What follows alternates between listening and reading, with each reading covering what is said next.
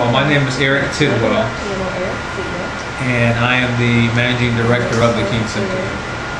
And kind of start from the beginning and give you a complete history of the King Center, and then of course what we do now. When Dr. King was assassinated, unfortunately, in 1968, his wife, Mrs. Scott King, wanted there to be one place where her husband's beliefs, his teachings, his philosophy was kind of captured in stone. You know, so people could always learn about her husband at one place. She didn't want people to have to rely on. She didn't want people to have to rely on their memories or stories from one person to another. She wanted it to be documented. You know, this is my husband's philosophy, and even if someone wanted to learn about his nonviolent philosophy 100 years later, they can come here and they can learn all about it. So that was why she established the King Center. She did not want the King Center to just be a museum, if you will. We do have some memorabilia, some stuff that you can see from Dr. King's, but she wanted it to be more than just, you know, a museum. The crown jewel, or her most important part of the King Center, is our King Library archives on the top floor of this building. And the reason she established the King Library and Archives was that she wanted people to be able to come and research Dr. King's life, the movement, but most importantly, his philosophy of nonviolence. We have the single largest collection of civil rights related documents in the world. So if someone wanted to come and just spend months and months and months, they could come here, and from the beginning of the civil rights movement, you know, all the way through for many years, they could research each part and each event, and you know, they could see all the different planning documents and that type of thing.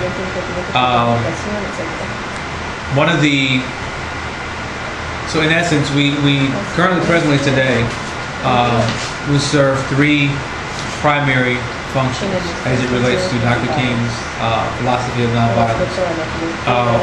One, as I mentioned, our King Library and Archives receives very many visitors each year.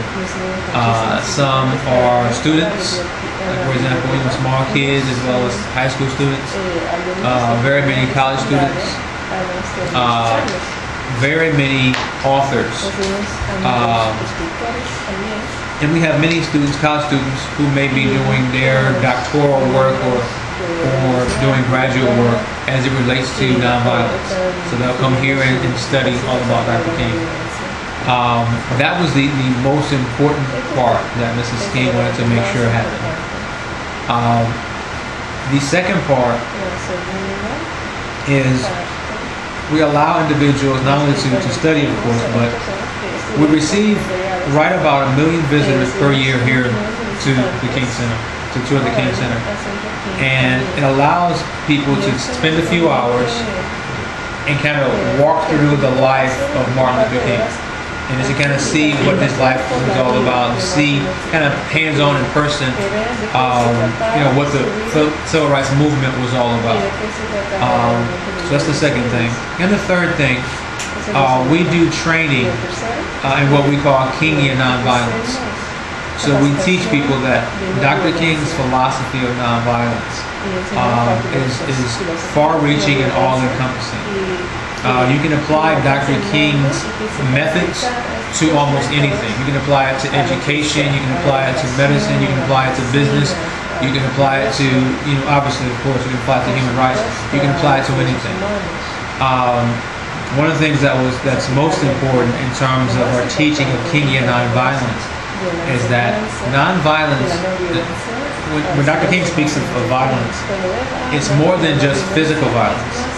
It's more than just someone physically harming you. And sometimes people think he only talked about physical violence, but it's more than that. If your next door neighbor hates you, that's violent. Even though they don't touch you, they hate you. That's violent. It's spiritually violent. If you are, because of your sexual orientation, if you are discriminated against when it comes to employment or hiring practices, that's violent. Even though the person didn't physically harm you, it's very violent. You know, if you are denied education or business opportunities because of your sexual orientation, that's violence. So first of all, we try to educate people's mind that violence is more than just physical. You know, it starts in the mind. You know, we have a lot of violence in the world, a lot of physical confrontation in the world because of individuals' thoughts. You know, their desire to harm another person started in their mind. So we try to operate inside out. It's more important than just in terms of curtailing physical violence, for example. It's more important than just having strict gun laws. You have to get inside the person's mind and make the person not want to hurt someone else. That's even more important than restricting them from buying a gun. You know, because even if I can't, you know, buy a gun, I can do other stupid things. So that's, you know, that's how we try to train individuals' minds that, you know, we all have certain things in common as human beings. We all seek to peacefully exist. You know, I want safety and well-being and opportunity for my kids, and so does everyone else. We all want to be able to live our lives peacefully,